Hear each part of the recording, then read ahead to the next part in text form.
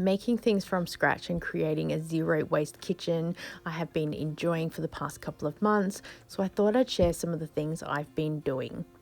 I get a lot of markdown cream. It is one of the things I look for a lot in the shops because I love to make butter. It's a lot cheaper to make it myself, especially with all the cookies that I like to make.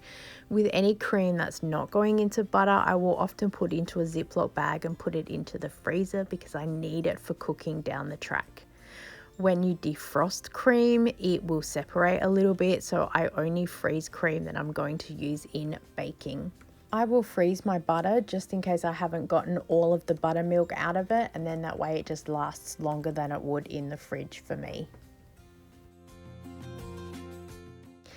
A 600ml container of cream will make about 300 grams of butter and 300 mils of buttermilk. And the buttermilk you can use to make pancakes, biscuits, scones, cakes, whatever you need. It's a little bit tangy, so it helps as a rising agent in cakes. Buttermilk I also have used here with tenderizing some chicken pieces. I just soaked them in the buttermilk overnight, and then I had some crackers left over from the Coles crackers that we get, and I broke them all down. I put them into a bag with some Parmesan cheese, and then I rolled the chicken pieces in there and I baked it in the oven for 20 minutes.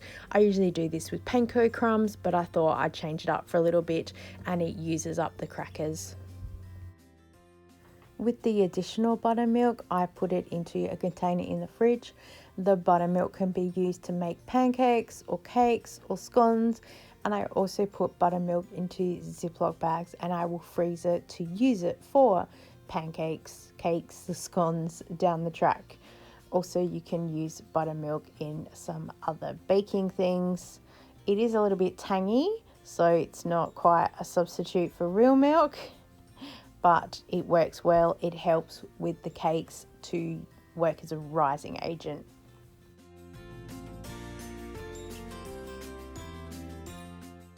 We've been collecting the cookie scraps from the chocolate chip cookies that we buy for a while, and I crushed them all up, and they're going into these containers to be bases for cheesecakes with a little cream cheese and cocoa powder mixed together. Delicious little treat. I thought that I would attempt to make a base, but it was a little bit thin, so I just pulled it all apart and we ate the rest with some yogurt. My freezer is a beautiful treasure trove of many things, sometimes food, but I save just about everything, including veggie scraps, which is in that bag, and also frozen chicken carcasses. And when food is not falling down or out of the freezer, and it's organized, it works best. But for now, yes, so chicken carcass in a pot with all the veggie scraps. We had a whole pile that were frozen. The scraps to the side are going into the freezer next. I just wanted to make sure that I rotated them out so they don't end up with freezer burn. And yes, I've been saving also all the carrot tops as well. This was before I was putting some of the veggie scraps into the garden for the compost. So I pretty much save everything I can. And then these veggie scraps will go into the chicken bag and then go back into the freezer for the next time. In a pot with water, I'll boil it on the stove for about 3 to 4 hours on a low simmer. And then I will pour it off and I have a beautiful chicken stock. And then now the bones and the bits and pieces that are left over, that's not the stock, I will put into the compost heap. If you're not going to use the stock straight away, you can freeze it. Again, I put it into a Ziploc bag and I lie it as flat as possible so it will defrost pretty quickly. Don't do what I do and put it in a jar and put it in the fridge and then the next day have a power outage because that chicken stock was a waste. But here's proof and evidence of me in the garden bearing the leftovers from the last chicken stock that I did. Apples would have to be one of my favourite fruits because I feel that they're pretty versatile and everyone in the house likes different types of apples. Ultimately, I think that everybody likes them stewed and in an apple crumble. But I also can often get apples for about 99 cents a kilo. And I guess it doesn't matter if it's Granny Smith or what it is that cheap. By the time I have cut them all up and turned it into an apple crumble, which is the favorite thing to do, in a pot with just a little bit of water and a sprinkling of sugar and some cinnamon sugar, and I just let it cook for about 15-20 minutes. I sometimes put a lid on it just to help it steam through a little bit.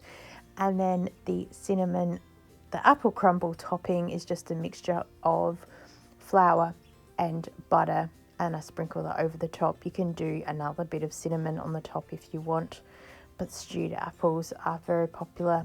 And the other thing that I do is turn them into apple turnovers. So just with a sheet of puff pastry, I divide it into 4, and then some mixture goes in the middle, and I just fold the puff pastry in half. I don't worry about it looking good or pretty like it is in the shops, because I find it's a waste of puff pastry. I just prefer to do triangles, and it's then quick fuss. And also, as soon as they're out of the oven, they are eaten.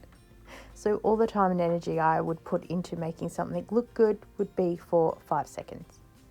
Eggshells are another versatile thing for the house. Apparently you can dry them out and then crush them up to use them back into baking and other goods, but I think most people will crush them back up to use in fertilizer in the garden. I was told to put them on a tray and then dry them out in the oven. Word of warning, don't do it, it smells. And then someone said to me, you can just put it on a tray and put it outside to dry in the sun. But also you can just break them up as is and then use them to scatter them around your garden. If you're going to be doing that, you don't have to dry them out so much. And this helps keep the slugs and the snails away from your produce. Lemons are a really versatile product as well. We do have a lemon tree and we don't always get fruit on it, which we're working on looking after the lemon tree this year, but I often get lemons given to me from various people. So I cut them in half and I juice them, and I will freeze the juice to make lemon butter. I don't do much else with the lemon juice. Yeah, that's it. But at least I have it there frozen, ready to go.